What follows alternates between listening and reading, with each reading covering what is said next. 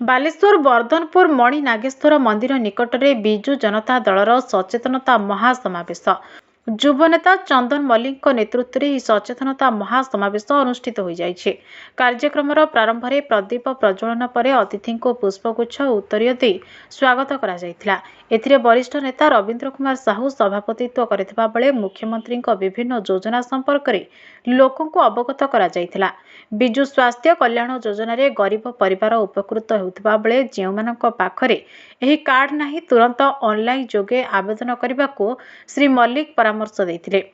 जिले में लक्ष्मी योजना रे बस सेवा तुरंत आरंभ करा जिवो। प्रति पंचायत को बस गड़िबो। या द्वारा महिला और छात्र छात्री माने 5 टंका रे एही सेवा पाई परिबे। एने श्री मल्लिक मुख्यमंत्री को कृतज्ञता जणाइथिले। ओडिशार सबु वर्गर लोकंक हित पाई विभिन्न योजना कार्यकारी करुथबारु 2024 रे किपरि मुख्यमंत्री नवीन पटनायक राज्य रे पुणी थरे मुख्यमंत्री होई परिबे एने से समस्तंकर सहयोग कामना करिथिले। मंचासीन अतिथि रेमुणा निर्वाचन मंडली रे युवनेता चंदन मल्लिक नेतृत्व में बिजु जनता दल को विपुल समर्थन देवाको निवेदन करथिले।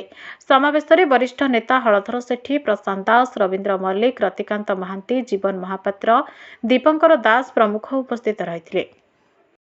मान्यवर श्री नवीन पट्टनायक को आउ थे षष्ठ थर मुख्यमंत्री करवा ता सहित मान्यवर मुख्यमंत्री जिते सब योजना अच्छी ताकू किभली भाव में जनसाधारण पाखे पहुँचे पारिबा सही उद्देश्य नहीं आज आम रेमुणा निर्वाचन मंडल समस्त जनसाधारण को ये उपस्थित करी मान्यवर मुख्यमंत्री जिते सब योजना अच्छी ताकू किभली भाव में लोक पाखे पहुँचेब एवं ताकू किभली भाव में ठीक से तार उपकारिता पाइपर से उद्देश्य नहीं आम आज आम समस्त नेतृत्व में आज आमर आज सचेतनता महासमावेश अनुष्ठित होती।